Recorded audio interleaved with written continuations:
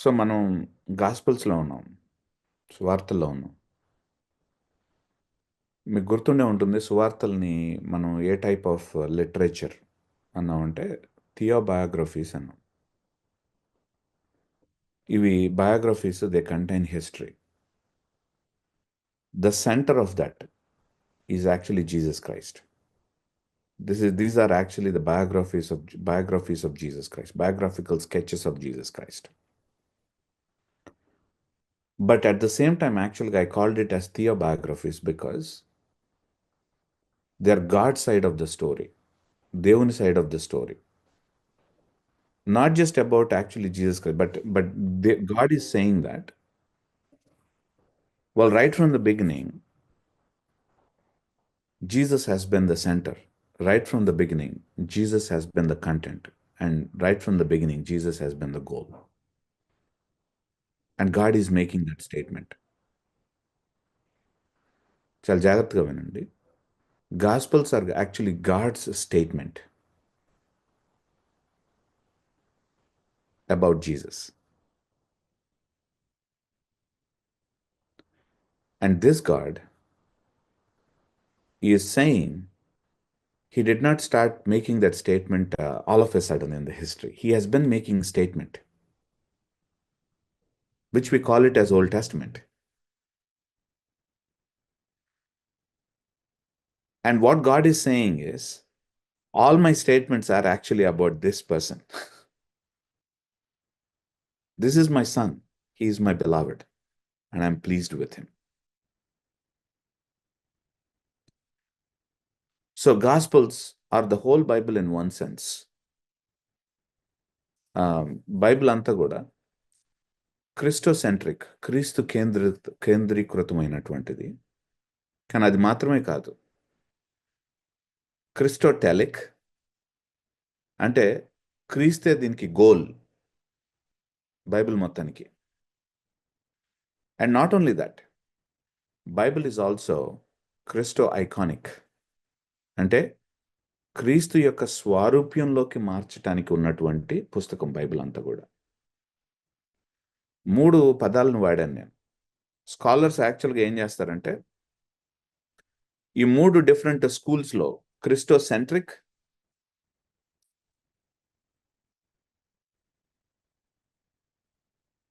So నేను చాట్లో పెడుతున్నాను, క్రిస్టోటెలిక్, క్రిస్టో ఐకానిక్. ఈ మూడిట్లో ఏదో ఒక స్కూల్కి సంబంధించిన వాళ్ళు అవుతామేమో అనుకుంటారు వాళ్ళు. బైబిల్ క్రిస్టోసెంట్రికా లేకపోతే క్రిస్టోటెలికా. But I'm saying actually it is all. It's not just one. Christ is the center. He's the heartbeat of the Bible. Christ is actually the end goal of the Bible.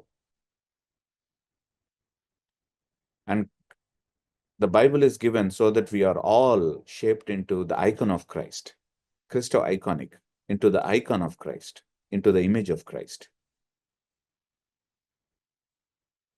So we need to understand these terms very clearly. So ఇప్పుడు గాస్పల్స్ని చదివేటప్పుడు I have also mentioned that they don't have, every single gospel doesn't give us actually all the details about an incident. They are showing actually camera angle ni ఒక perspective నుంచి చూపిస్తున్నారు మనకి.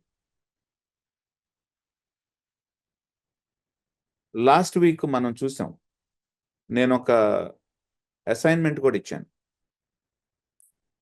5000 feeding the 5000 mark నుంచి మాట్లాడాం మనం. Goal ఏంటి, camera angle ఎటు నుంచి చూపిస్తున్నాడు మార్క్ అనేటువంటిది చూసాం. ఆ తర్వాత జాన్ కెమెరా యాంగిల్ ఎటు నుంచి పెట్టి చూపించాడు అనేటువంటిది చూస్తున్నాం మనం. ఎవరు అడిగారు, మీరు మార్క్ చెప్పారు, జాన్ చెప్పారు, కానీ మాథ్యూ ఎందుకు చెప్పలేదండి. అప్పుడు నేనేమన్నానంటే, మీరే చదివి చెప్పండి నెక్స్ట్ వీక్ అన్నారు. చదివారా ఎవరైనా? మాథ్యూ కెమెరా యాంగిల్ని చూసారా ఎవరన్నా? 5,000 మందిని ఫీడింగ్ చేసినటువంటి, అంటే వాళ్ళని ఆ అద్భుతం జరిగినటువంటిదే, దాని కెమెరా యాంగిల్ని చూసారా ఎవరన్నా? సో రాజు గారు మీరు చూసానని చెప్తున్నారు కదా మాథ్యూ, సో చెప్తారా ఫోకస్ని? సారీ, నేను ఒకవేళ if I misunderstood you. So last week అడిగింది ఎవరు ప్రశ్న?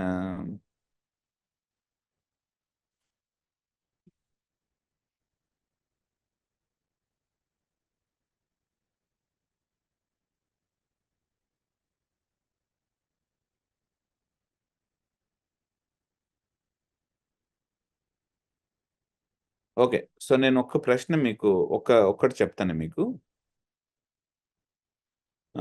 ఇది నాకు కూడా వర్తిస్తుంది, నాకు కూడా నేను చెప్పుకుంటున్నాను. The only way you become a good Bible interpreter, చెప్పనా? ఎస్ అంటే చెప్తాను, లేకపోతే ముందుకు వెళ్ళిపోతాను. The only way that you become a good Bible interpreter is by practicing it. Very simple. అబ్బాయి ఏదో చెప్తాడు అనుకుంటే no, there is no secret in that one. One thing is, like when we say last week, hey, Matthew యాంగిల్ని, camera యాంగిల్ని చూసి రండి అంటే, we should actually, right after that, we should really take time, and then sometime during the week we should take time and say, like, I want to see Matthew's angle. Only when you practice it, you'll do it. ఇండియాలో seminaries ఎందుకు వర్ధిల్లట్లేదో తెలుసా మీకు?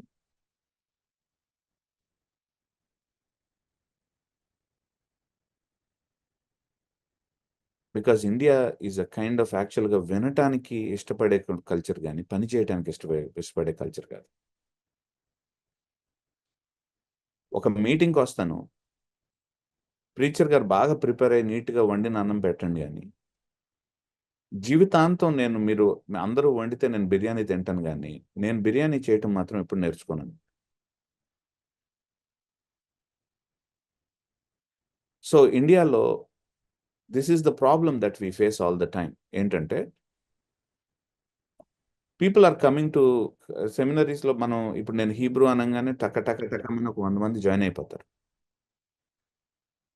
Hebrew నేర్చుకోవాలి. కానీ ఎవరికి అసలు యాక్చువల్గా homework చేయడం ఇష్టం ఉండదు. Nobody comes by doing home, nobody comes. So and this is our problem. అందుకనే వీఆర్ స్ట్రగ్లింగ్. సో అందుకని నేనేమంటానంటే, I will encourage you once again, next week అయినా సరే, tell me what is Matthew's angle. ఎలా తెలుస్తుంది మాథ్యూస్ యాంగిల్ ఏంటనేది? నేను చెప్పాను, ముందున్నటువంటి చాప్టర్స్ చదవండి, తర్వాత ఉన్నటువంటి చాప్టర్స్ చదవండి, ఫ్లో ఆఫ్ థాట్ని చూడండి. ఒక సీరియల్ చూసేటప్పుడు మీకు ఫ్లో ఆఫ్ థాట్ కనిపించదా? ఫ్లో ఆఫ్ థాట్లో చూడరా మీరు సీరియల్ని? సో బైబిల్ని చదివేటప్పుడు ఆ బయోగ్రఫీ అన్నప్పుడు ఫ్లో ఆఫ్ థాట్ని ఎందుకు చూడట్లేదు? ఓకే, సో మాథ్యూని సో రీడ్ వన్స్ అగైన్. ఆ 5,000 మందిని ఫీడ్ చేసినటువంటి ఆ మిరకల్ ఏదైతే ఉందో, ఎక్సడస్, జాన్ యాంగిల్ చూసా అన్నా. ఎక్సడస్ మోజెస్ అంటే ఇజ్రాయలైట్స్ ని దేవుడు తీసుకొచ్చి వాళ్ళని ఫీడ్ చేసి వాళ్ళకి టీచింగ్ ఇచ్చిన యాంగిల్. ఎస్, బట్ నేను పర్టికులర్గా ఏం మాట్లాడుతున్నానంటే, ఎందుకు అక్కడే రాశాడని. మాథ్యూ ఫీడింగ్ మిరకల్ని ఓకే, ఎందుకు 14వ అధ్యాయంలోనే పెట్టాడు?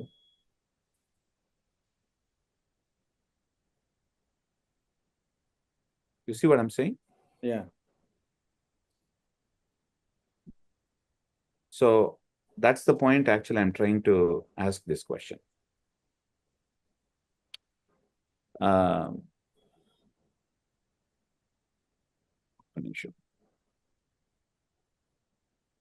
అన్న ఉంది కదన్న పైన. Ruth, voice break అవునన్న, అయింది. కనాను స్త్రీ వచ్చి, అవునన్న, డేటా సరిగ్గా కనాను స్త్రీ అక్కడ అది ముందు మెన్షన్ చేసి ఉందన్న. పిల్లలకు వేసే రొట్టె ముక్కలు ఒక్కొక్క పిల్లలకి వేయకూడదు అది ఉంటది కదా. Okay. సార్ మాథ్యూ యొక్క ఉద్దేశం ఏంటి అని అంటే క్రీస్తుని దేవుని కుమారుడుగా చూపించాలి. ఓకే.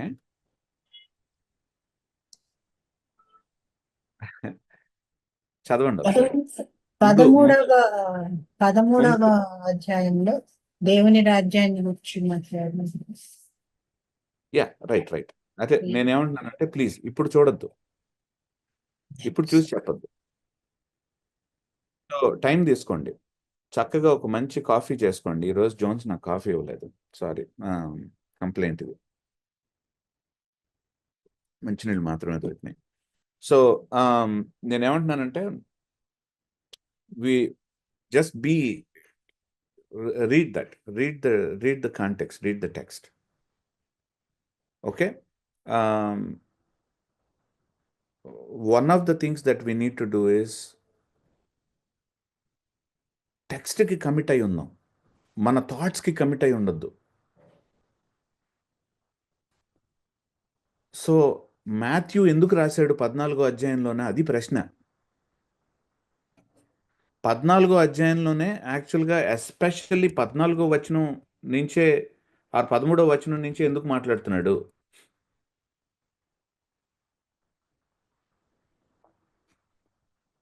ఎందుకు 14వ అధ్యాయంలో 1వ వచనంలో ఎందుకు మాట్లాడకూడదు?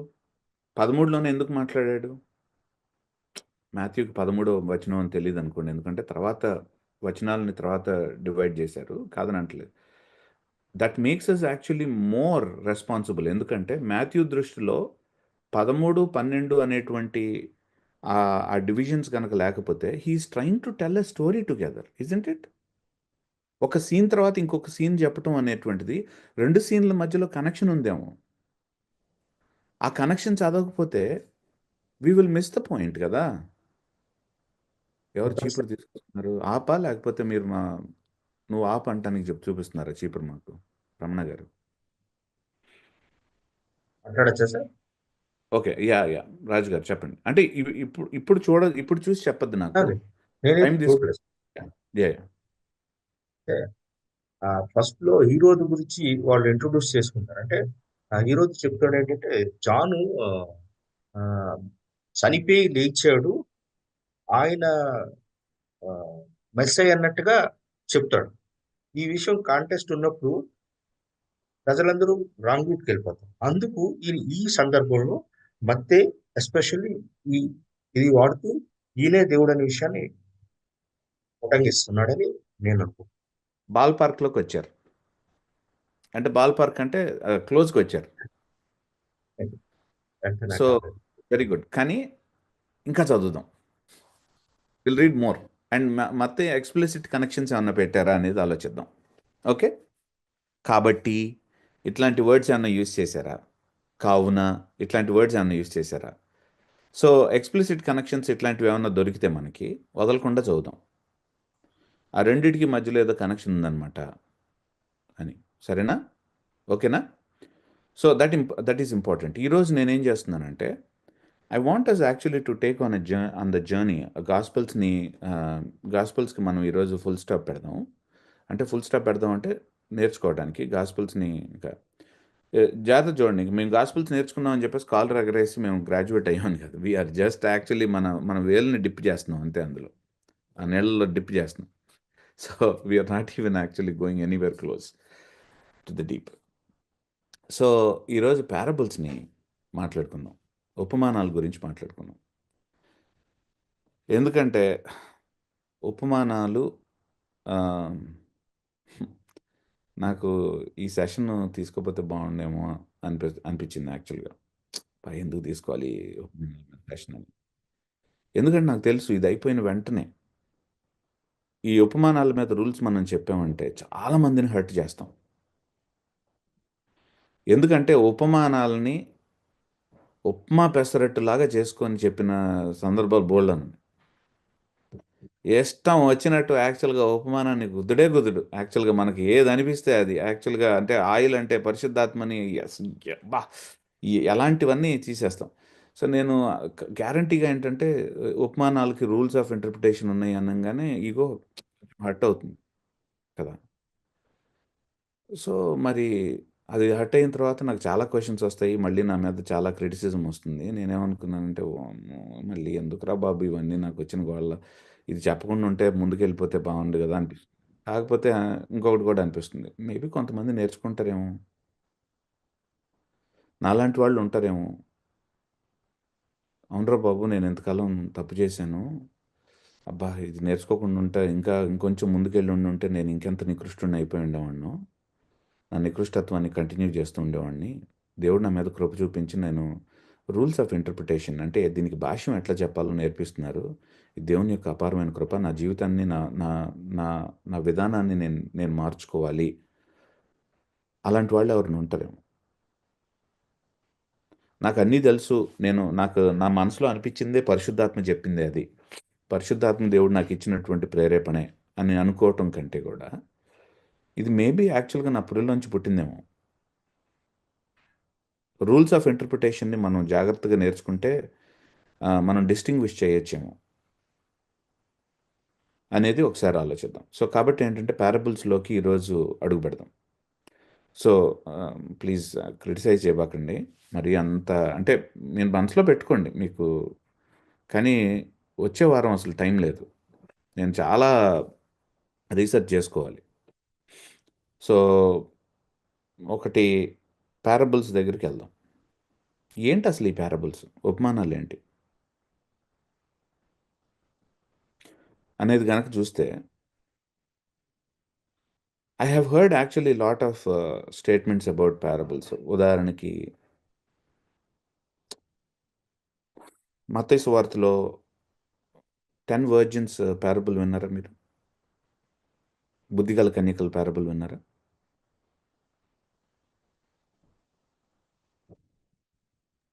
సో బుద్ధిగల కన్యకల పారబుల్లో ఏంటంటే ఏం విన్నారు ఒకసారి? బుద్ధిగల కన్యకల పారబుల్ చెప్పండి నాకు. అంటే వాట్ ఈజ్ ఇట్ అనేది ఒకసారి మనం రీకన్స్ట్రక్ట్ చేద్దాం. తప్పైనా పర్లేదు. ఇది మనకి వర్క్షాప్ కదా. వర్క్షాప్లో తప్పైతే ఏంటిట? ఒకళ్ళనొకళ్ళు ఎగతాళి చేసుకుంటాం. మనమేమన్నా ఇక్కడ వీఆర్ లెర్నింగ్ టుగెదర్ కదా. సో బుద్ధిగల కన్యకల్ పారబుల్ ఏంటి చెప్పండి ఒకసారి. 10 మంది స్త్రీలు ప్రిపేర్ అవుతారండి. కానీ అందులో 5 వెళ్ళడానికి దే ఆర్ ఆల్వేస్ ప్రిపేర్డ్. అన్నిటికీ ప్రతి విషయానికి వాళ్ళ సమస్తము ప్రిపేర్ చేసుకుంటారు. 5 సగం దాకా వెళ్ళి ఆగిపోయారు. ప్రిపరేషన్ ని ఫుల్ ఫ్లెజ్ చేసుకోలేదు. అంటే ఇంకా కావాల్సింది ఏది ఉందో దానికోసం వాళ్ళ ఆయిల్ ప్రిపేర్ చేసుకోలేదు. ఇంకొక 5 అయితే ఎంత ఆయిల్ కావాలో అంతకన్నా ఎక్కువ తీసుకొని ప్రిపేర్ అయి ఉన్నారు. సో ఆ టైంకి దేవుని టైం వచ్చేటప్పటికి రెడీగా ఉన్నారు. అది నాకు అర్థమైంది. గుడ్. ఇంకా థ్యాంక్స్ అండి. మీరు బోల్డ్గా ముందుకు వచ్చి మాట్లాడారు. Thank you. అలాంటి దుర్మార్గుడు ఉన్నప్పుడు కూడా మీరు బోల్డ్గా వచ్చారంటే ఇట్స్ రియల్లీ చాలా అంటే క్రిటిక్ నుంచి మంచి నేర్చుకుంటుంది. ఏంటండి? క్రిటిక్ నుంచి నేర్చుకుంటాను. యా.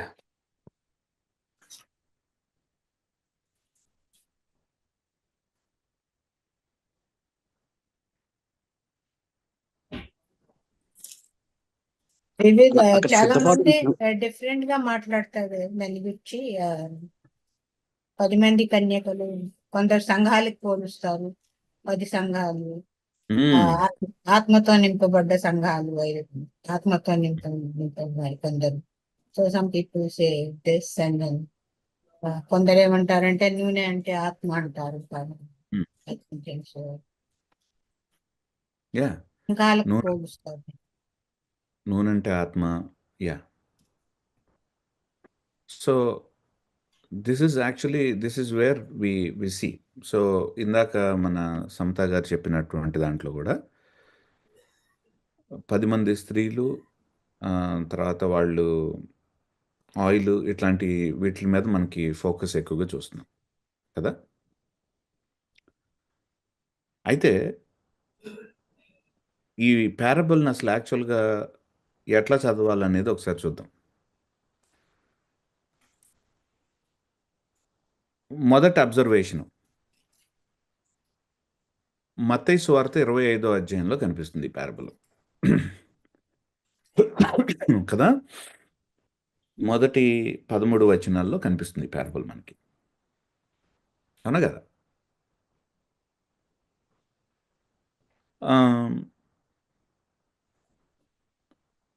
ఇంకొక అబ్జర్వేషన్ ఏంటంటే ఈ ఉపమానాన్ని ఏ సువార్తల్లో మెన్షన్ చేయలేదు, ఓన్లీ మత్తయి గారే మెన్షన్ చేశారు. That was interesting. Okay, very good.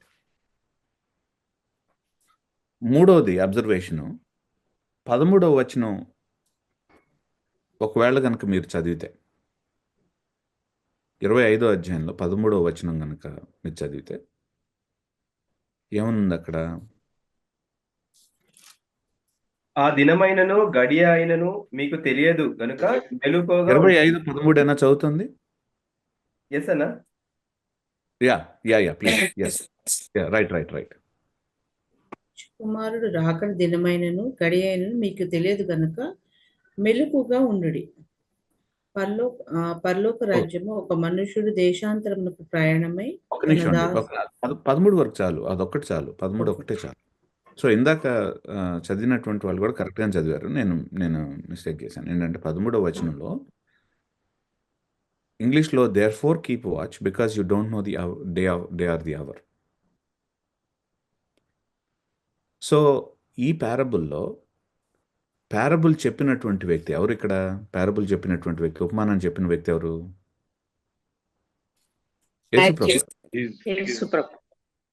యేసు ప్రభు చెప్తున్నారు, మాథ్యూ రికార్డ్ చేశాడు, అంతే కదా.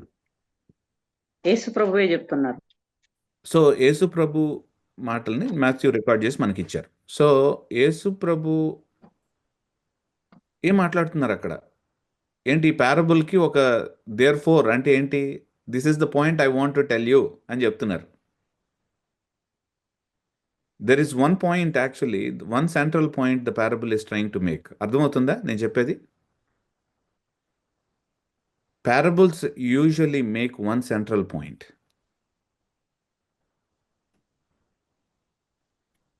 Okay?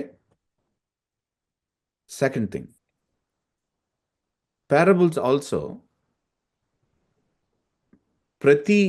ఆ పారబుల్లో కనిపించినటువంటి ప్రతి ఐటమ్కి ఒక మీనింగ్ ఉండాల్సినటువంటి అవసరం లేదు. చిన్నప్పుడు కథలు చెప్పేవాళ్ళు. కథలు చెప్పినప్పుడు మా అమ్మ నాకు కథ చెప్పినప్పుడు, సో ఒరే ఆ కథ ఏం చెప్పేదంటే, ఒక గురువు గారి దగ్గరికి ఒక పామరుడు వెళ్ళాడు. వాడు ఎట్లాగైనా సరే గురువు గారి దగ్గర చదువుకోవాలి అనే, వాడికి విద్య పట్ల చాలా ఇంట్రెస్ట్ ఉందిరా, వాడు చాలా బాగా చదువుకోవాలని అనుకున్నాడు. సో ఆశ్రమానికి వెళ్ళాడు, గురువుగారి దగ్గర ఎట్లాగైనా సరే నాకు నేర్పించండి కాళ్ళ వేళ్ళ బతిమలాడాడు. వాడి ఇంట్రెస్ట్ని చూసిన తర్వాత గురువుగారి భార్య ఇద్దరు వాడిని తీసుకున్నారు. వాడికి బాగా నేర్పించారు, చాలా బాగా నేర్చుకున్నాడు. ఓ 2-3 సంవత్సరాలు అయిన తర్వాత వాడు గురువుగారు అందరూ భోజనం చేసే సమయంలో గురువుగారి భార్యతో ఇట్లా అన్నట్టు, వాడు అండి శకుంతల గారు, జస్ట్ మేకింగ్ అప్, శకుంతల గారు మీరు నాకేంటండి పేడ వడ్డించారేంటండి అన్నంతో పాటు అన్నట్టు.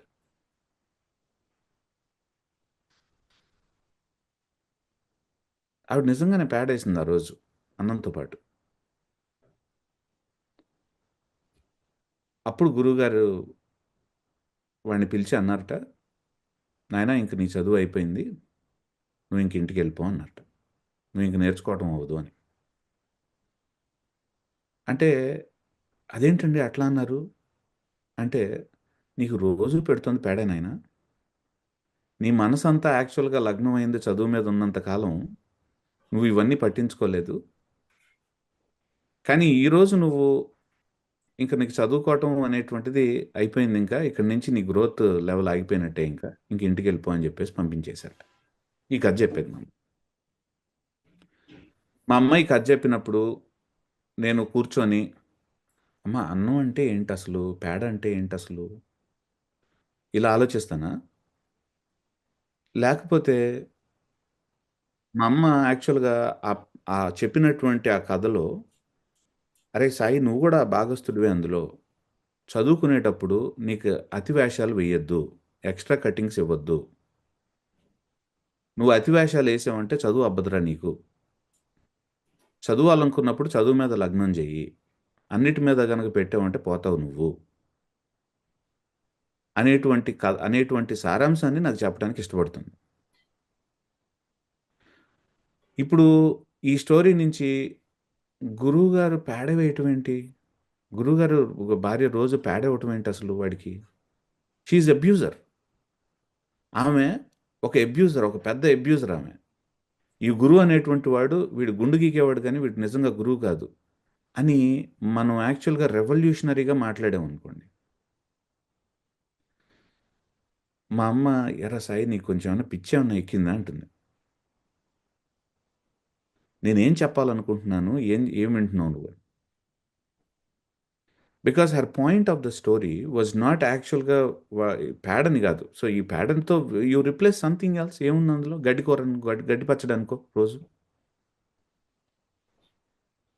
So, point is actually something else. అంటే ఎందుకు పేడ లాంటి పవర్‌ఫుల్ ఇమేజ్‌ని ఎందుకు తీసుకొచ్చారంటే బికాస్ వీడికి అంత చండాలపది పెట్టినా సరే వాడు డైవర్ట్ అవ్వలేదు. ఎందుకంటే వాడి మనసంతా చదువు మీద ఉంది అని చెప్పడానికి. అంతేగాని పేడకు ఒక సిగ్నిఫికెన్స్ ఉంది. పేడ ఇచ్చాడు కాబట్టి గురువుగారు యాక్చువల్‌గా అబ్యూజరు. గురువుగారి భార్య యాక్చువల్‌గా పనికిమాలినామె.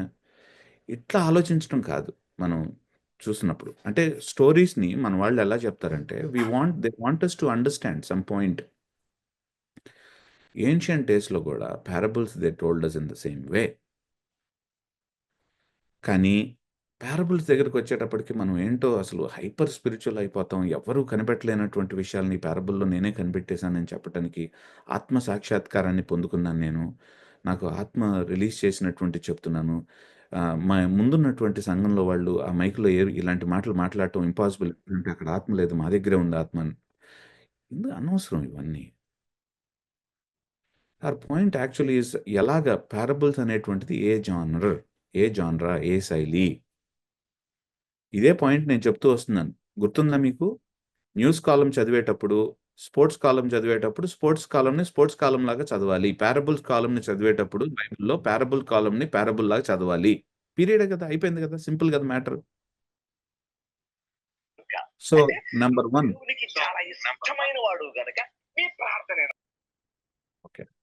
సో, నా ఫస్ట్ పాయింట్ నేను ఐ మేడ్ పారబుల్స్‌లో ఎలాంటి జానరా ఇది అనేటువంటిది నేను ఆల్రెడీ చెప్పేసాను. యూజువల్‌గా ఓల్డ్ టెస్టమెంట్‌లో కూడా ఒక పారబుల్ ఒకాయన చెప్తాడు. ఒక రాజు దగ్గరికి వచ్చి. ఎవరాయన? నాతాను ప్రవక్త. నాతాన్ ప్రవక్త దావీదు దగ్గరకొచ్చి మాట్లాడతాడు. దావీదు దగ్గరకొచ్చినప్పుడు నాతాను ఏమంటాడు? ఒకడికి ఒకే ఒక గొర్రెపిల్ల ఉంది. ఇంకోడికి చాలా ఉన్నాయి. వీడు ఉన్నవాడి దగ్గర నుంచి కూడా తీసుకున్నాడు. అనగానే దావీదు గొర్రెపిల్ల దేనికి సాదృశ్యం? అన్నాడా? The point was very clear. There is only one point actually Nathan wants to make. నాతాను ఒకే ఒక పాయింట్ చెప్తున్నాడు. ఏంటంటే ఒక అన్యాయస్తుడు ఉన్నాడు. అన్యాయస్తుడు నువ్వే. Very simple. Parables are very simple. మత్తయి సువార్త 13వ అధ్యాయాన్ని ఎందుకు మిస్అండర్స్టాండ్ చేసుకుంటారు? పారబుల్స్‌లో మాట్లాడుతున్నాడంటే అర్థమయ్యి అర్థం కాకుండా చెప్తున్నాడు అనేటువంటిది అర్థం చేసుకుంటారు. కానీ బికాజ్ అక్కడ పప్పులో కాలేసి అర్థం ఎందుకంటే పాయింట్ అది కాదు. పారబుల్స్‌లో మాట్లాడుతున్నారు అంటే ఇంతకంటే క్లియర్‌గా మాట్లాడటం అనేటువంటిది సాధ్యం కాదు.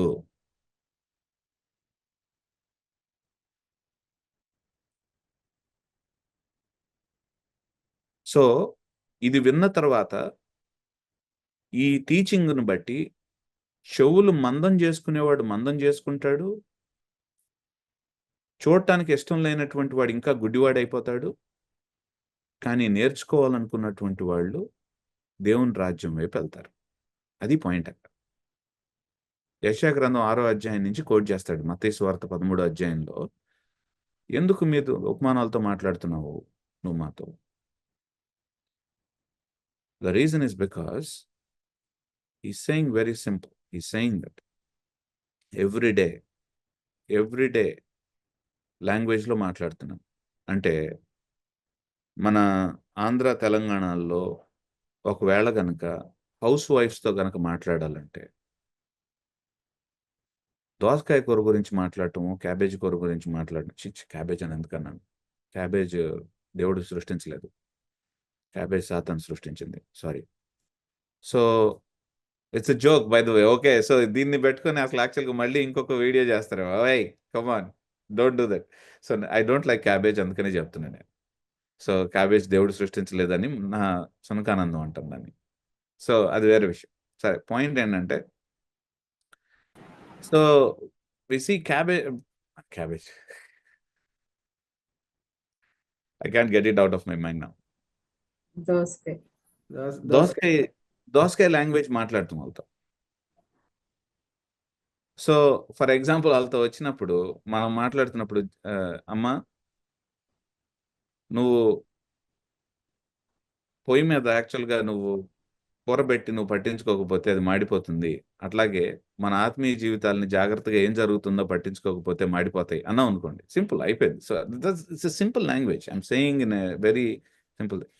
అక్కడ కూర అంటే ఒకటి, బాండి అంటే ఒకటి, నిప్పు అంటే ఒకటి, తర్వాత అందులో ఉప్పు వేసింది ఒకటి, నూనె వేస్తే ఇంకొకటి, అన్నిటికీ తీసుకోవాల్సిన అవసరం లేదు. కొన్ని చోట్ల తీసుకోవచ్చేమో, కొన్ని చోట్ల, but that's not the point. So అంటే పారబుల్స్ నేను చెప్తున్నాను, these are simple, don't make it complicated. Common సెన్సికల్గా ఆలోచిద్దాం. పారబుల్స్ మనం ఎంజాయ్ చేయాలి యాక్చువల్గా. సో ఎంజాయ్ చేయకుండా మనం దీనికి ఇది, దానికి అది, దీనికి ఇది, దానికి అది అని చెప్పేసి మనం తీస్తున్నప్పుడు నీకు అది అనిపిస్తుంది, ఇంకొక పాస్టర్ గారికి ఇంకొక రకంగా అనిపిస్తుంది, ఇంకొక టీచర్ గారికి ఇంకొక రకంగా అనిపిస్తుంది, ఇంకో సాఫ్ట్వేర్ ఇంజనీర్కి ఇంకొక రకంగా అనిపిస్తుంది. మరి ఇంతకీ అర్థం ఏంటి అందులో?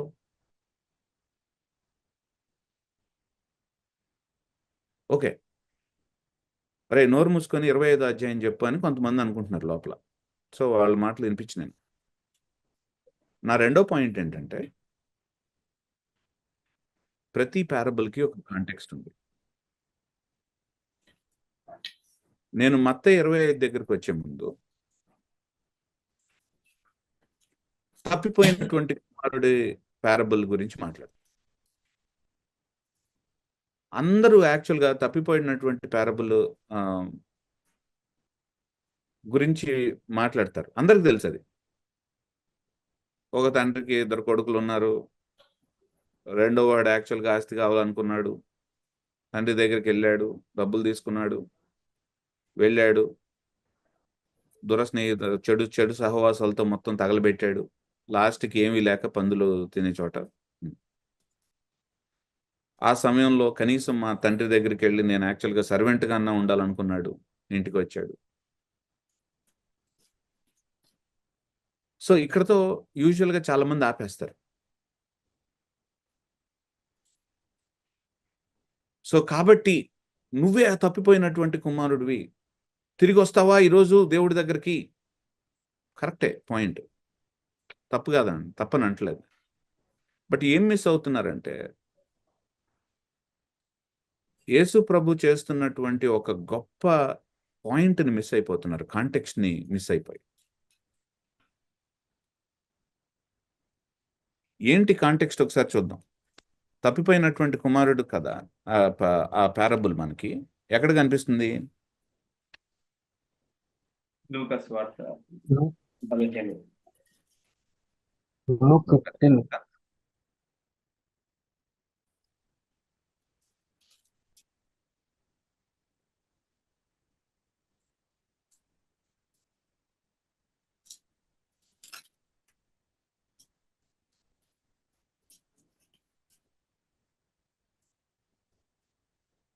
So shall we read that?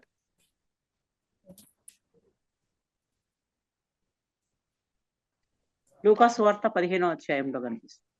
Yeah. So when we see this one, ఇక్కడ పాయింట్ ఏంటంటే 15లో కాంటెక్స్ట్ ఏంటి?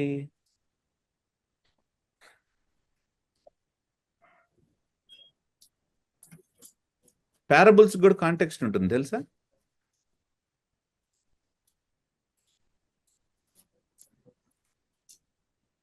ఏ పరిసయ్యులు కాంటెక్స్ట్ చెప్పారు? పరిసయ్యులు శాస్త్రులు యేసుక్రీస్తు పోవాలి యా పాపులతో కూర్చొని భోజనం చేస్తున్నారు యా ఎట్లా కనిపిస్తుంది అది మనకి? Second verse 15th second verse. So 15వ వచనంలో మనకి చాలా స్పష్టంగా 15వ అధ్యాయంలో చాలా స్పష్టంగా మొదటి 2 వచనాల్లో యేసు ప్రభు ట్యాక్స్ కలెక్టర్స్ అంటే సుంకరులు, నికృష్టమైనటువంటి పీపుల్ ఫస్ట్ సెంచరీలో అలా ట్రీట్ చేశారు జనాలు, సిన్నర్స్. వీళ్ళందరితో పాటు కూర్చొని భోజనం చేస్తున్నాడు ఏంటినా అని చెప్పేసి లోపల గొణుక్కోవటం సణుక్కోవటం మొదలుపెట్టారు. That is the context of the parable. But యాక్చువల్గా ఫోకస్ దేని మీద?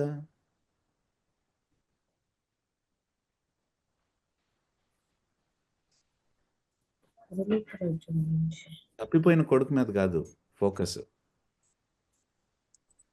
తప్పిపోయి కూడా తప్పిపోలేదు అనుకున్నటువంటి కొడుకు మీద ఫోకస్. తనతో ఉన్న కొడుకు గురించి. జాగ్రత్త వినండి. తప్పిపోయిన కొడుకు మీద కాదు ఫోకస్ ఇక్కడ.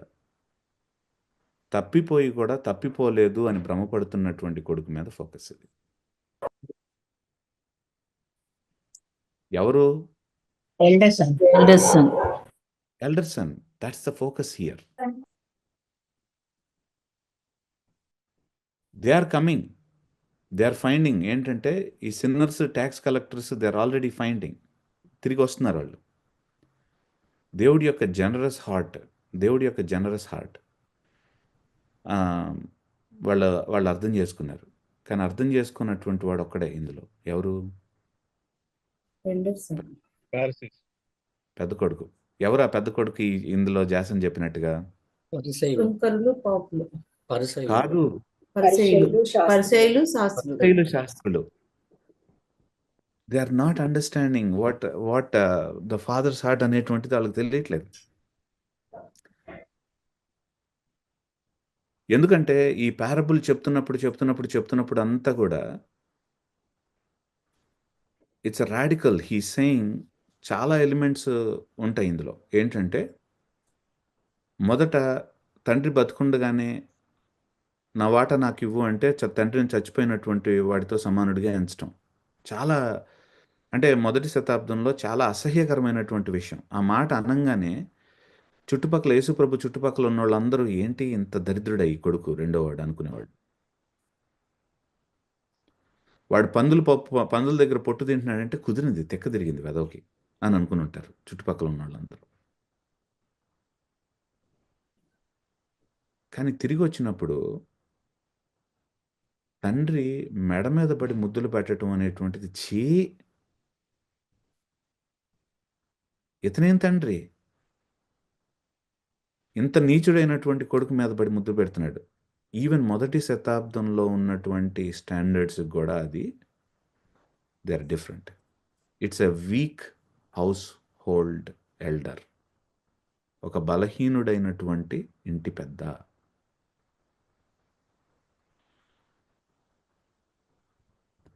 బలవంతుడైనటువంటి ఇంటి పెద్ద ఏంటంటే సీతారామయ్య గారి మనవరాల్లో నాగేశ్వరరావు టైపుగా ఉండాలి.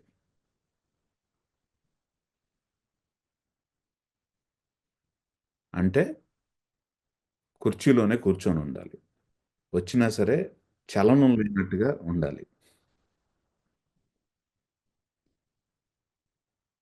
నాకు మీసం లేదులేండి, అంటే తీసేసాను. ఏది చెప్పాలన్నా కష్టమైపోతుంది. మీసం తీసేసాను స్వామి. సో ఇట్లా తిప్పుకొని అది బలమైనటువంటి ఇదంటే. బట్ ఈ showing actually as a weak elder in the household, weak father.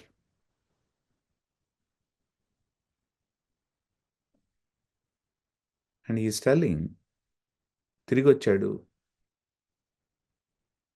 Full festival చేస్తున్నాడు తండ్రి, సెలబ్రేషన్ చేస్తున్నాడు. సెలబ్రేషన్ చేసిన తర్వాత పెద్ద కొడుక్కి మండింది.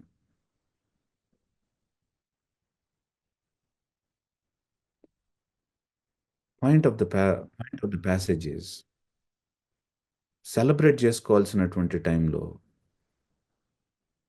ఎందుకు సణుక్కుంటున్నావు? ఎవరు సణుగుతున్నారు? ప్యాసేజ్ మొదట్లో, 15వ అధ్యాయం మొదట్లో. పరిసయ్యులు, శాస్త్రులు. Isn't that their problem? ఎవరికైనా సరే 30 సంవత్సరాల పై చిలుకు వాడు లేవలేని పరిస్థితిలో ఉంటే వాడిని హీల్ చేస్తే, ఎందుకు హీల్ చేసావు సబ్బాత్ రోజున?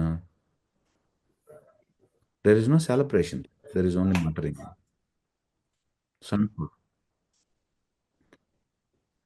So, do you see the context of the passage, context of a parable, and how it really helps us?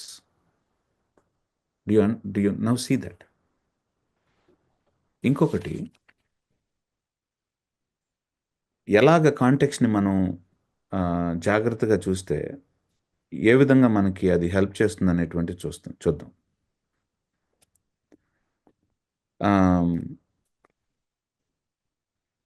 Keep reading, ఒక్క నిమిషం, నేను ఐఎమ్ జస్ట్ కమింగ్ దట్. లూకాసు వార్త 7వ అధ్యాయం 41 నుంచి 43, 2 వచనాలు ఉన్నాయి కాబట్టి మనం ఈజీగా కంటిన్యూ చేయొచ్చు దాన్ని. ఇంతకీ మత్తయ్య దగ్గరకు వస్తాడా లేదా అనుకుంటున్నారు కదా? వస్తాను, కానీ గ్రౌండ్ ప్రిపేర్ చేసుకోవాలి కదా. చేసుకుంటున్నామండి. ఎందుకంటే మళ్ళీ మనం సరిగ్గా గ్రౌండ్ ప్రిపేర్ చేయకపోతే మళ్ళీ అదొక ప్రాబ్లం. మళ్ళీ 7వ అధ్యాయంలో 41 నుంచి 43 వచనాలు చూశారనుకోండి ఫర్ ఎగ్జాంపుల్. అసలు 7వ అధ్యాయంలో 41 ఎక్కడుంది?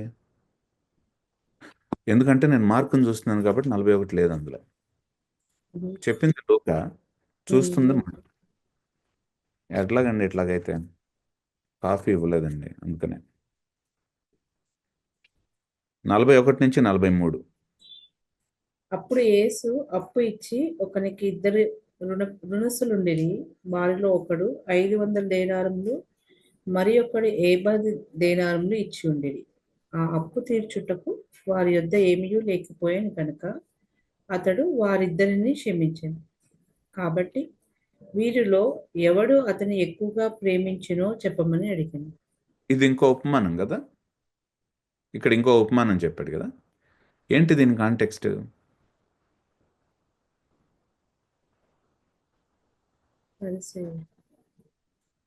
పాపాత్మురాల స్త్రీ పరిసయ్యుడు. ఒక పరిసయ్యుడు ఇంటికి పిలిచి ఏం జరిగిందో అక్కడ మనకి ఫస్ట్లో చెప్పలేదు. స్టోరీలో ఫస్ట్ చెప్పలేదు మనకి. యూజువల్గా ఏం చేయాలంటే ఇంటికి పిలిచినటువంటి వాళ్ళకి కాళ్ళు కడుక్కోవటానికి నీళ్ళు ఇస్తారు మొదటి శతాబ్దంలో. గౌరవించడం.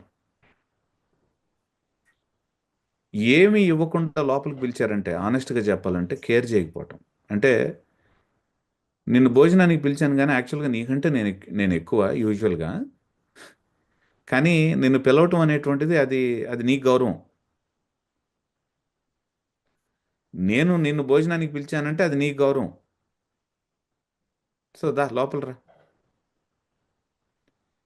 అదే మనకంటే గొప్పవాళ్ళు వచ్చారు అని అనుకుంటే ఏం చేస్తామంటే వాళ్ళకి మనం యాక్చువల్గా అన్నీ తీసుకోండి సార్ అని చెప్పేసి మనం అన్నీ lead the way. But looks like that's not what happened here. ఎందుకంటే యేసు ప్రభు తర్వాత మాట్లాడేటువంటి మాటలు అంటారు ఏంటంటే, 44వ వచనంలో సీమోను ఆ పరిసైడ్ వైపు చూస్తూ మాట్లాడుతుంటారు ఏంటంటే, do you see this woman? చూస్తున్నావా యావని? నేను మీ ఇంట్లోకి వచ్చాను, నువ్వు కనీసం యాక్చువల్గా నీళ్లు కూడా ఇవ్వలేదు నాకు కడుక్కోవటానికి, కానీ ఈమె కన్నీళ్లతో కడుగుతూనే ఉంది నా పాదాలని.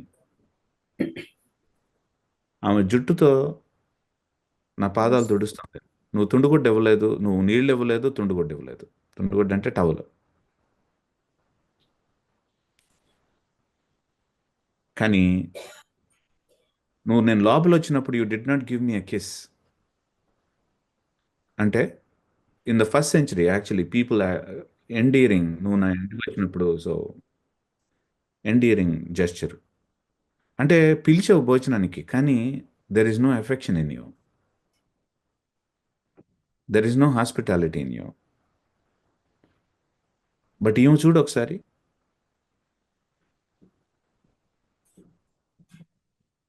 She has poured perfume on my head, she has respected, great love has shown. ఎందుకంటే అసలు నిజంగా నీకు గనక అర్థమైతే సీమోన్, ప్రపంచాన్ని విశ్వాలని సృష్టించినటువంటి దేవుడు నీ ఇంటికి భోజనానికి వచ్చాడు అనేటువంటి సంగతి కనుక నీకు తెలిస్తే నీ యాటిట్యూడ్ ఎట్లా ఉండదు Simon. She knows, and that's why వదలట్లేదు నేను వచ్చినప్పటి నుంచి. What a beautiful way of saying things, communicating things, isn't it? He's showing himself as God there, right? He's showing himself as God. So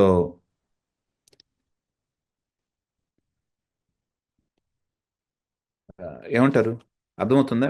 మీరు convince అయ్యారా? Parables కూడా అంటే simple ఎగ్జాంపుల్స్ని తీసుకున్నాను నేను, ఈజీగా కాంటెక్స్ట్ ఈజీగా గుర్తుపట్టగలిగినటువంటి ఎగ్జాంపుల్స్ తీసుకొని నేను పాయింట్ వేశాను మీ దగ్గర. ఏంటంటే పారబుల్స్ కూడా కాంటెక్స్ట్ ఉంటాయి, కాంటెక్స్ట్లో చదివితేనే మనకి పారబుల్స్ యొక్క మీనింగ్ ఇట్ మేక్స్ సెన్స్. లేకపోతే ఏంటంటే ఇష్టం వచ్చినటువంటి పాయింట్స్ మనం తీసుకునే అవకాశాలు ఉంటాయి పారబుల్స్లో.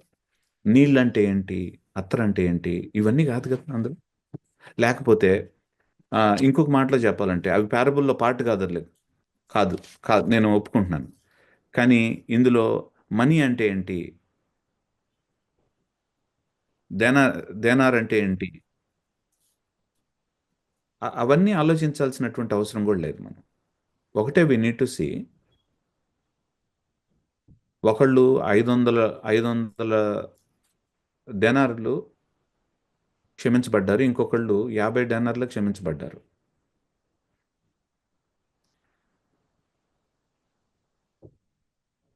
ఇట్లా అని యాక్చువల్గా సీమోను 50 చేశాడు, 500 చేసిందని కాదు పాయింట్. చూసారా? అంటే మనం వికృతంగా ఎట్లాగా పారబుల్ని, అంటే ఒక ఉపమానాన్ని మనం ఎట్లాగా తీసుకుంటామో. అసలు యాక్చువల్గా పాయింట్ ఏంటంటే అందరూ పాపం చేశారనేటువంటిది పాయింట్. కానీ ఒకళ్ళు గుర్తించారు, దాని యొక్క ఇంటెన్సిటీని గుర్తించారు, ఇంకొకళ్ళు గుర్తించలేదు, అది పాయింట్. అంతేగాని సీమోన్ 50 చేశాడు, 500 చేసిందని కాదు. కాబట్టి ఎక్కువ పాపం చేసినటువంటి వాళ్ళు ఎక్కువగా క్షమిస్తారు, కాబట్టి క్షమించబడితే వాళ్ళు ఎక్కువగా దేవుడిని ఆరాధిస్తారు. కాబట్టి నేను కూడా ఎక్కువగా పాపం చేద్దాము అని తీసుకున్నారనుకోండి ఎవరన్నా ఈ పారబుల్ని తీసుకొని. అట్లా ఎవరన్నా ఆలోచిస్తారా బ్రదర్ అంటారు, కానీ అలా ప్రసంగించినటువంటి వాళ్ళు ఉన్నారు, ఆలోచించిన వాళ్ళు కాదు. పీపుల్ యాక్చువల్లీ సెడ్ దట్ మనం ఎంత ఎక్కువ పాపం చేస్తే అంత ఎక్కువకి క్షమించబడతాం, నీకు అర్థం అవ్వాలంటే నువ్వు పాపం చేసి చూడు, ఇది కూడా చెప్పారు. సో కాబట్టి ఏంటంటే we got to be very careful parables దగ్గరికి వచ్చేటప్పుడు. సో మూడోది, ఇప్పుడు నేను ఏం చేస్తున్నానంటే పారబుల్స్లో ఇంకొక రకమైనటువంటి షాకింగ్ ఎలిమెంట్ ఉంటుంది. యూజువల్గా ఏంటంటే we should not miss that shocking element ఎక్కడైనా సరే. అంటే ప్రతి పారబుల్లో షాకింగ్ ఎలిమెంట్ ఉంటుందంటే ఉండాల్సిన అవసరం లేదు, కానీ పారబుల్స్లో షాకింగ్ ఎలిమెంట్స్ మనం మిస్ అవ్వటానికి కూడా లేదు.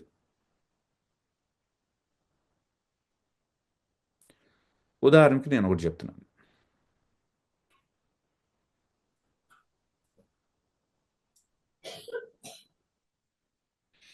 ఒకసారి మేము ట్రినిటీలో కొత్తలో వచ్చినప్పుడు స్టూడెంట్స్కి ఒక పిహెచ్డి స్టూడెంట్స్కి ఒక చిన్న బ్యాంక్వెట్ పెట్టారు, అంటే భోజనం అరేంజ్ చేశారు.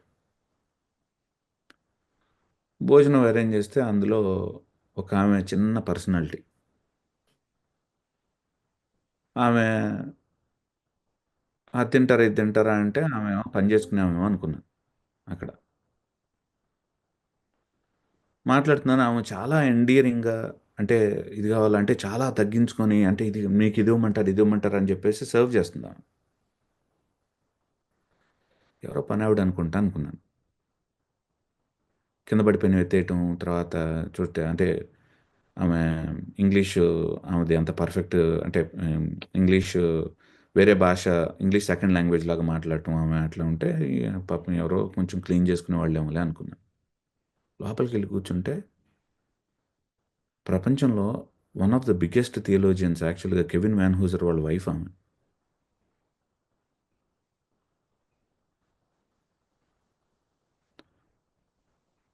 ఆమె ఫ్రెంచ్, ఆమె ఒక స్కాలర్, ఆమె చాలా పుస్తకాలు రాస్తూ ఉంటుంది. ఆమె కూడా ఆయన పుస్తకాల్లో ఆమె ఎడిటింగ్ వర్క్ చేస్తూ ఉంటుంది, చాలా సహాయం చేస్తూ ఉంటుంది. ఆమె పెద్ద ఇంటలెక్చువల్ ఆమె.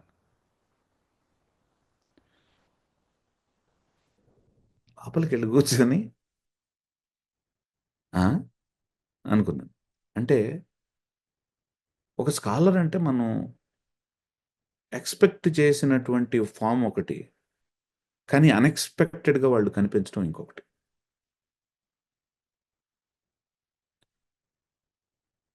దేవుని రాజ్యాన్ని చిన్న ఆవగింజతో పోలిస్తే మొదటి శతాబ్దంలో నోరు బార్లా తెరుచుంటారు జనాలు.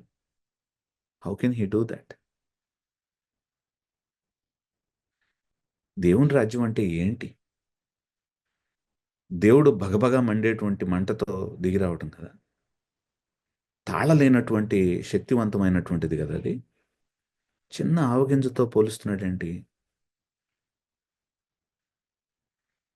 ఈ ఆవగింజని పైగా కాకులు ఎత్తుకెళ్ళిపోతున్నాయి, ఆకాశ పక్షులు ఎత్తుకెళ్ళిపోతున్నాయి కొన్ని చోట్ల.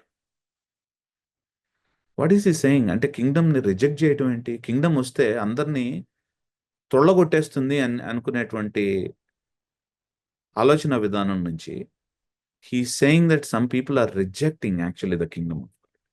కొంతమంది తృణీకరిస్తున్నారు దేవుని రాజ్యాన్ని.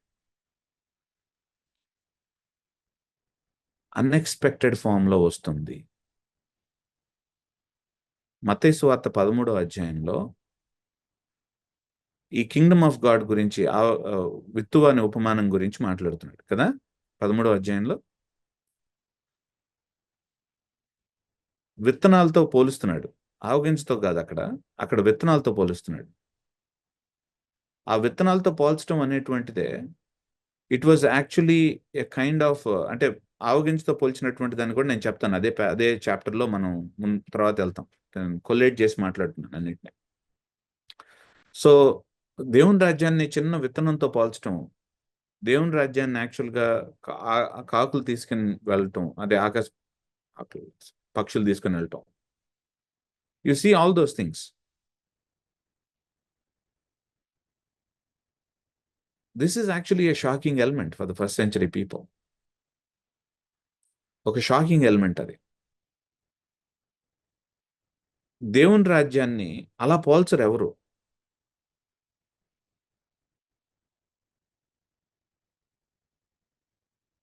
సాయి గారి బోధ ఎట్లా ఉంటుందంటే అండి, అసలు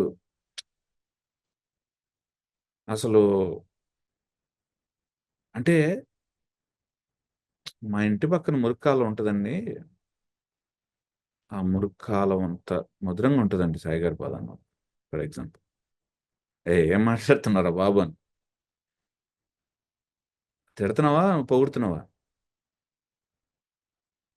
షాకింగ్ ఎలిమెంట్ ఏంటంటే అన్ఎక్స్పెక్టెడ్ ఫామ్లో దేవుని రాజ్యాన్ని అన్ఎక్స్పెక్టెడ్ ఫామ్లో వచ్చినప్పుడు అనేటువంటిది పాయింట్. అక్కడ ఎందుకు అన్ఎక్స్పెక్టెడ్ ఫామ్ గురించి మాట్లాడుతున్నాడు? ఎందుకంటే దీని కాంటెక్స్ట్ 13వ అధ్యాయానికి కాంటెక్స్ట్ ఎక్కడుందో తెలుసా? మత్తయి సువార్త 13వ అధ్యాయానికి కాంటెక్స్ట్ ఎక్కడుందో తెలుసా?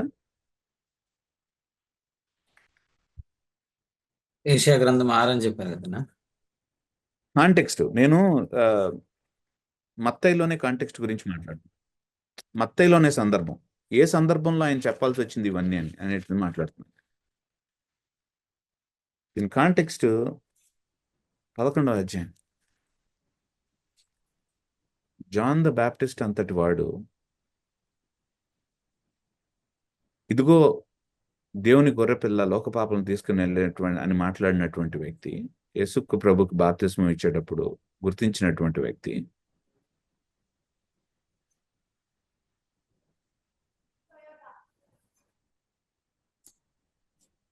ఆయన హెచ్చవలను నేను తగ్గవలను అన్నటువంటి వ్యక్తి ఇప్పుడు ఒక ప్రశ్న అడుగుతున్నాడు, నువ్వేనా లేకపోతే ఇంక మేము ఎవరినన్నా ఎక్స్పెక్ట్ చేయాలా? He's going through intense persecution. మెస్సాయ వస్తే రోమా తిత్తి తీస్తాడు, రోమాకి చుక్కలు చూపిస్తాడు. మెస్సాయ వస్తే అందరి భరతం పడతాడు అని అనుకున్నాడు. అని అనుకున్నటువంటి మొదటి శతాబ్దంలో ఉన్నటువంటి ఆలోచన విధానం. బట్ ఇక్కడ రోమ్ ఇంకా యెరూషలేం వీధుల్లో తిరుగుతూ ఉంది. ఈ నక్క హేరోదు వికృత చేష్టలు చేస్తూనే ఉన్నాడు.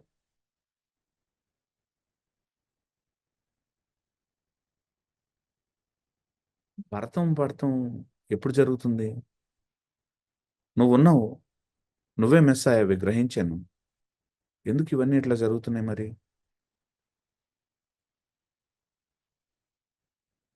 You see what I'm saying? It's not easy. తలకాయ నరికించుకోవటానికి రెడీగా ఉన్నాడు అక్కడ. It's not easy. ఊహించుకోండి, యాక్చువల్గా చావుకు దగ్గరగా మనం అనుకుంటుంటే యోహాన్ బాప్తిస్మం ఇచ్చేటువంటి యోహాన్ లాగా, it is an intense time and your asking that question. యేసు ప్రభు యెషయా గ్రంథం నుంచి కోట్ చేసి, he tell him that, actually జెంటల్గా shepherd him. He doesn't rebuke him, he says that tell him that. Turns to the crowd and says that, ఎంత దుర్మార్గుడో చూశారండి అతను అని అంటలేదు. స్త్రీలకు పుట్టినటువంటి వాళ్ళలో శ్రేష్ఠులు అయినప్పటికీ దేవుని రాజ్యంలో పుట్టినటువంటి ప్రతి ఒక్కళ్ళు ఎంతకంటే గొప్పవాళ్ళు. And then he says, next chapter 12లో కొన్ని సందర్భాలు జరుగుతాయి. But then the context is same. He saying kingdom of God comes in an unexpected form. నువ్వు ఎక్స్పెక్ట్ చేసినటువంటి ఫామ్లో వచ్చేది కాదు kingdom. It comes in an unexpected form. మొదట విత్తువాని ఉపమానం.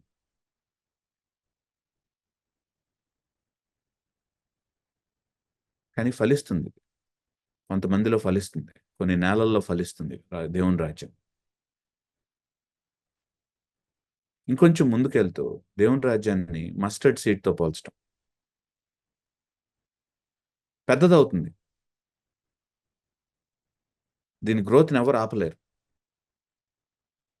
కొంతమంది ఎట్లా తీసుకున్నారంటే దీన్ని మస్టర్డ్ ప్లాంట్ లాగా ఉండాలి, అది మొక్కలాగా ఉండాల్సినటువంటిది తన నేచర్ని మార్చుకొని చెట్టు అయ్యింది కాబట్టి అది పాపం, అది తప్పు.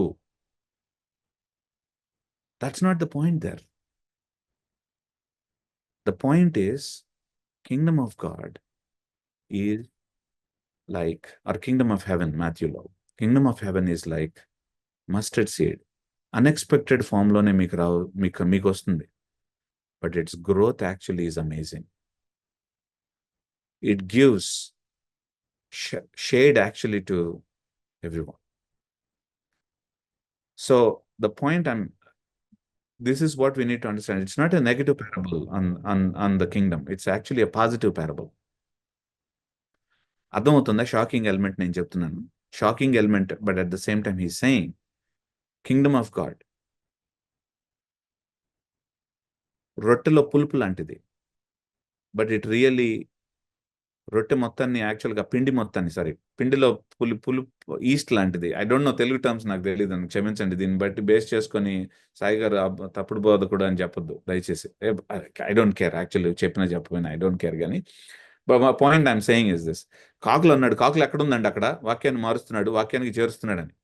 నాయనా నీకు దండం బాబు, కాకులు లేవు. పక్షులు అంటూ చేతగాక బర్డ్స్ అని తెలుగులో గబుక్కుని రాకరేడు, కాకులు అన్నాడు. బట్ నా పాయింట్ అది కాదు. అది కాకా లేకపోతే అది కోకిల కాదు, అది కాదు point. I'm saying actually the birds of the, you know what I'm saying. So ఇక్కడ ఏంటంటే చాలామంది ఈస్ట్ అనేటువంటిది నెగిటివ్గా ఉపయోగించారు చాలా చోట్ల. కాబట్టి ఇక్కడ కూడా నెగిటివ్గానే. ఈస్ట్ అనేటువంటిది ఈవిల్కి సాదృశ్యం, అంటే కీడుకి సాదృశ్యం. అది బైబిల్లో వేరే చోట్ల ఈస్ట్ అని కీడుతో పోల్చారు కాబట్టి, కీడుని ఈస్ట్తో పోల్చారు కాబట్టి, ఇక్కడ కూడా ఈస్ట్ అంటే పులుపు అంటే ఇక్కడ కూడా ఖచ్చితంగా ఈవిలే అవ్వాల్సిన అవసరం లేదు. బైబిల్లో ఒక పదానికి ఒక మీనింగ్ ఒక చోట వాడితే సందర్భాన్ని బట్టి అదే పదాన్ని వేరే రకంగా వాడటానికి బైబిల్కి ఫ్రీడమ్ కూడా లేదా? అది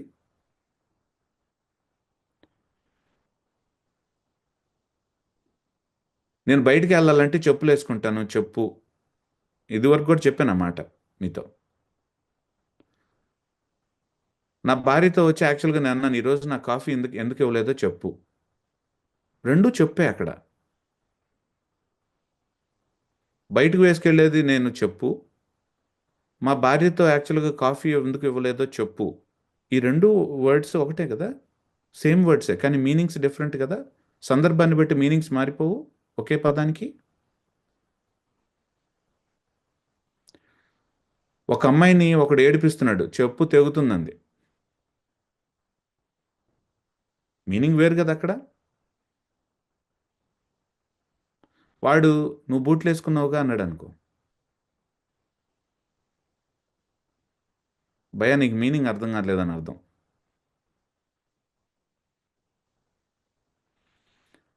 సో అంటే నేనేమంటున్నానంటే వీ నీడ్ టు అండర్స్టాండ్, ఒక పదానికి సందర్భాన్ని బట్టి మీనింగ్ ఉంటుంది, కానీ ఒక చోట ఒక అర్థంతో వాడారు కాబట్టి అదే అర్థం అన్ని చోట్ల ఉండాల్సినటువంటి అవసరం లేదు. హెర్మెన్యూటిక్స్లో చాలా ఇంపార్టెంట్ పాయింట్ అది. సో ఇక్కడ ఈస్ట్ని ఏమంటున్నాడంటే, కింగ్డమ్ ఆఫ్ గాడ్ యొక్క నేచర్ ఏంటంటే అది ఈస్ట్ లాంటిది. ఇది penetration. It really impacts whole లంప్ని, ముద్ద మొత్తాన్ని కూడా అది ఇంపాక్ట్ చేసేటువంటిది. ఏ విధంగా అయితే లైట్ వెలుగు చీకటిని పారద్రోలుతుందో పెనిట్రేట్ అయ్యి, ఏ విధంగా అయితే ఉప్పు చెడుగు నుంచి ప్రిజర్వ్ చేస్తుందో, kingdom of God is like that. It will expand, it will extend, it will penetrate. Unexpected ఫామ్లో వచ్చింది అని చింతపడవాకండి. It is a pastoral comfort that యేసు ప్రభు ఇస్తుంది. కింగ్డమ్ ఆఫ్ గాడ్ అన్ఎక్స్పెక్టెడ్ ఫామ్లో వస్తుందని చింతపడద్దు. హేరోదు దగదగా మండేటువంటి బట్టలు వేసుకొని రథాల మీద వెళ్ళొచ్చు, కానీ అది కింగ్డమ్ ఆఫ్ గాడ్ కాదు. మురికి బట్టలు వేసుకొని చినిగిపోయినటువంటి బట్టల్లో నేను చేపలు పట్టుకునే వాళ్ళ మధ్యలో నేను కూర్చోవచ్చు, కానీ అది దేవుని రాజ్యం కాదని కాదు. It comes in an unexpected form.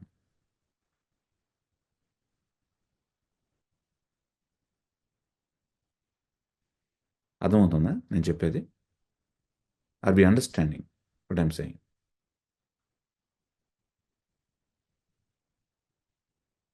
ఏమన్నా ప్రశ్నలు ఉన్నాయా ఇక్కడ? So Dakes, I think Scofield వీటిలో I think they made a mistake on that one, because they understood it as a negative parable. Not necessarily. We got to be careful there. So మత్తయి సువార్త 25తో now I will close ఈ session. 25 అక్కడితో మొదలు పెట్టాను కదా, దాని context ఏంటి? అక్కడితో మొదలైంది కాంటెక్స్ట్. 24వ అధ్యాయంలో మొదలైంది కాంటెక్స్ట్. ఏంటో తెలుసా 24లో?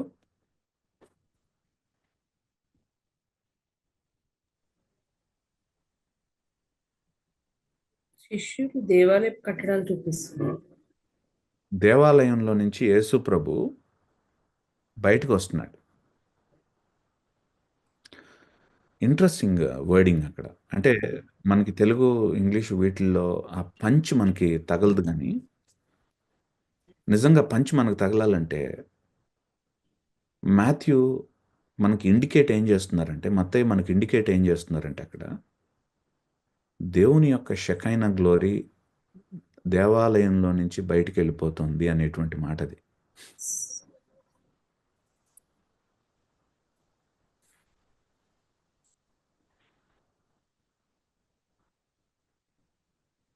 దృష్టి దేని మీద ఉండాలి? మీరు యేసు ప్రభు పక్కన శిష్యుడిగా ఉంటే మీ మీ దృష్టి దేని మీద ఉండాలి అప్పుడు?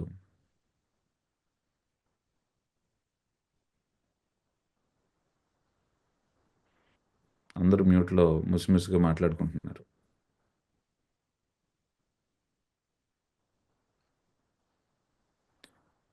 Wear should our focus be? మీరే డిసైపుల్ అనుకోండి. దేవుడి యొక్క షకైన గ్లోరీ వదిలి వెళ్ళిపోతుంది. దేని మీద ఉండాలి ఫోకస్? దేవుని మీదే ఉన్నారు. గ్లోరీ మీద అన్న. దేవుని మీద శిష్యులు ఉన్నారు. శిష్యులు దేవాలయం. Why it is leaving? Yeah, why it is leaving? What's happening there? This is a significant moment. Man, this is dangerous. Because యూదులకి యాక్చువల్గా temple is such a huge things. Temple is actually such a symbol for them, దేవుని ప్రెజెన్స్కి. కానీ God's presence is leaving the temple. It's a significant moment. What's happening?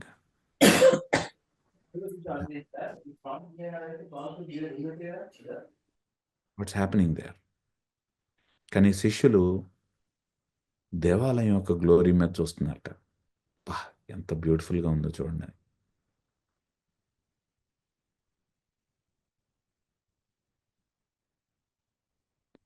ఇల్లు తగలబడిపోతుంటే మంట colour సూపరమ్మా అని పొగుడుకుంటున్నారు అనుకోండి, ఏం చేస్తాం? That's the context there. And యేసు ప్రభు వాళ్ళతో చెప్తున్నాడు, truly truly I tell you, not one stone on the other will remain on this one. నిశ్చయంగా మీతో చెప్తున్నాను. అప్పుడు వాళ్ళు ఒకటి అడుగుతారు ప్రశ్న, ఇవన్నీ ఎప్పుడు జరుగుతాయి? చూస్తున్నారా మీరు నేను చెప్తుంది? మీ రాకడకు మీ యుగ సమాప్తికి సూచన లేవి. సో ఫర్ దెమ్ యుగ సమాప్తి, టెంపుల్ నాశనం అవటం రెండు కూడా ఒకే ఈవెంట్ వాళ్ళకి. బట్ యేసు ప్రభు ఈ రెండు డిఫరెంట్ ఈవెంట్స్ అని చెప్తున్నారు వాళ్ళకి. Temple with in a generation, Titus, Roma commander అయినటువంటి టైటస్ యాక్చువల్గా he came and destroyed the temple. సర్వనాశనం చేశాడు. యేసు ప్రభు యొక్క చెప్పినటువంటిది ఫుల్ఫిల్ అయింది అక్కడ. అండ్ దెన్ యుగ సమాప్తి గురించి చెప్తున్నప్పుడు నౌ సేయింగ్ పారబుల్ ఫామ్లో యుగ సమాప్తి ఎప్పుడు వస్తుంది అనేటువంటిది పారబుల్ ఫామ్లో చెప్తున్నాడు. అక్కడ పారబుల్స్ ఇస్తున్నాడు, ఉపమానాలు ఇస్తున్నాడు. అక్కడ చూద్దాం ఏ ఉపమానాలు ఇస్తున్నాడు చూద్దాం. అక్కడ 24 ఎవరు మాట్లాడుతున్నారు ఇక్కడ? ఒక నిమిషం ఉండండి. ఓకే,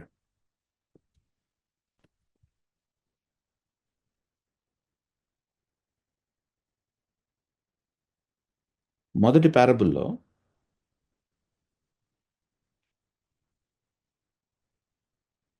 ఒక సర్వెంట్ గురించి మాట్లాడుతున్నాడు. 43వ వచనంలో మొదటి పారబుల్ ఇస్తున్నాడు అక్కడ. ఆ పారబుల్లో ఏంటంటే ఒక ఓనర్ ఉన్నట్ట.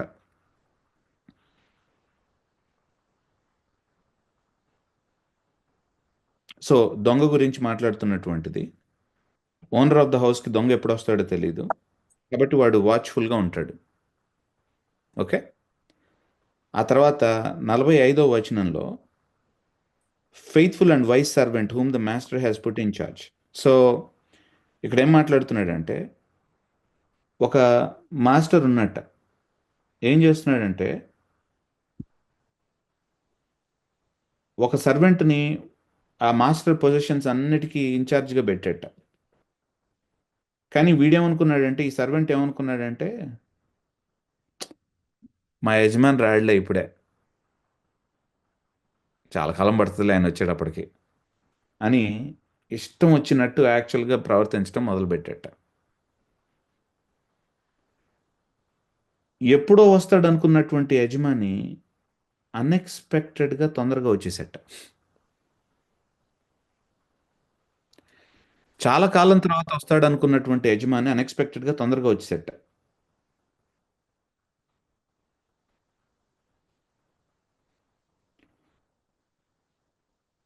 ఎందుకంటే లాంగ్ టైం రాడ్లే అనుకున్నటువంటి వాడు సడన్గా వచ్చేసేయటం జరిగింది. అండ్ దెన్ వాడిని అకౌంటబిలిటీ హోల్డ్ చేస్తున్నాడు.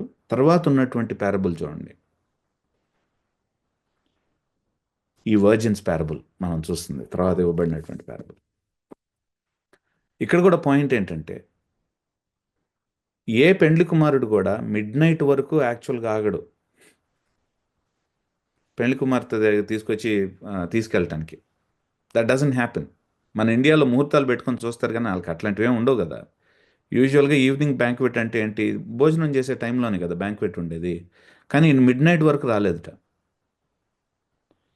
అంటే తొందరగా వస్తాడు అనుకున్నటువంటి బ్రైడ్ గ్రూమ్, పెళ్లి కుమారుడు, అన్ఎక్స్పెక్టెడ్లీ లేట్ వస్తున్నట్టు. ఇక్కడ మొదటి ప్యారబుల్లో అన్ఎక్స్పెక్టెడ్లీ సూన్, తర్వాత ప్యారబుల్లో అన్ఎక్స్పెక్టెడ్లీ లేట్. పాయింట్ ఏంటంటే, we don't know when he comes, it is his timing, be watchful. అది point, nothing else. It's a simple parable. Be watchful, be careful. ఆయిల్కి ఒక సాదృశ్యం ఉంది, ఇవన్నీ తీయాల్సినటువంటి అవసరం లేదు. వర్జిన్స్ అంటే ఏంటి, ఇది కూడా తీయాల్సినటువంటి అవసరం లేదు. చచ్చిపోయినటువంటి వాళ్ళ ఈ వర్జిన్స్, బతికున్నటువంటి వాళ్ళ చచ్చిపోయిన తర్వాత ఏమవుతాయి, అది కూడా పాయింట్ అవసరం లేదు. That's not what it is. It's a simple parable. It's saying, ఏ పెళ్లి కుమారుడు మిడ్ నైట్ దాకా ఆగడు వచ్చి తీసుకెళ్ళి భోజనం ఫీస్ట్ ఇవ్వటానికి.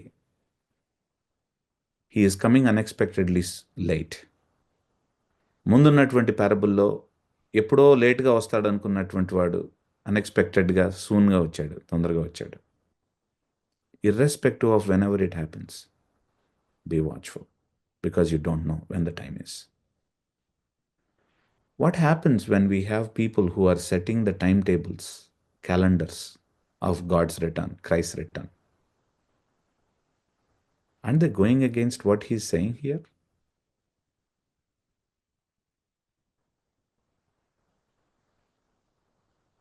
సో సెకండ్ థింగ్, శిష్యులు అపోస్తుల కార్యాల్లో కూడా, ప్లీజ్ టైం చెప్ప కొంచెం, లాస్ట్ వెళ్ళేటప్పుడు they are asking once again the point. By the way, ఇంతకుముందు చాలాసార్లు అడిగాం, సరే చెప్పచ్చుగా time. And he says that it's not up to you. మీకు టాస్క్ ఒకటి ఇచ్చాను, ఆ పని చూడండి ఫస్ట్. ఏంటా టాస్క్?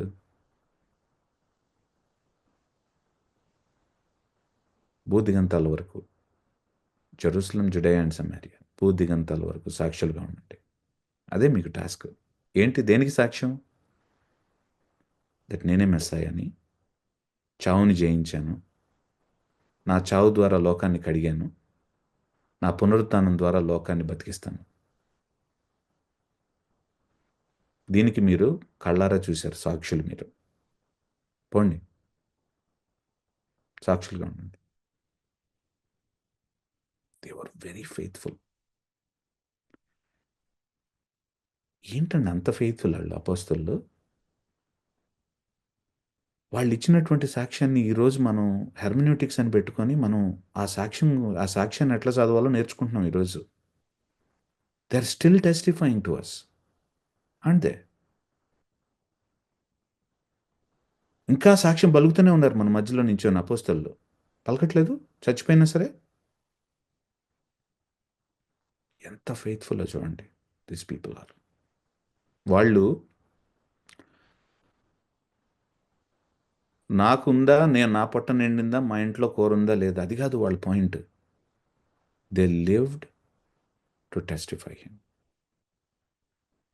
ఆయన గురించి సాక్ష్యం పలకటానికి మాత్రమే జీవించారు. ఇంకా మాకు ఏ పని లేదన్నట్టుగా జీవించారు. మేమేం పని చేసినా సరే దానికోసమే చేస్తాం అన్నట్టుగా పనిచేశారు.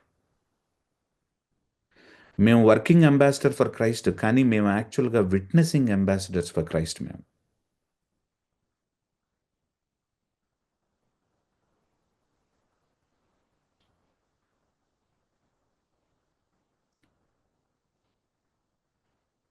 and they did it because they did not focus on calendars. They focused only on one thing. They took him as the Lord. ఆయన ఏం చెప్పాడో అది చేద్దాం, చెప్పనటువంటి దానికి ఎక్స్ట్రా కటింగ్లు వద్దు మనకి.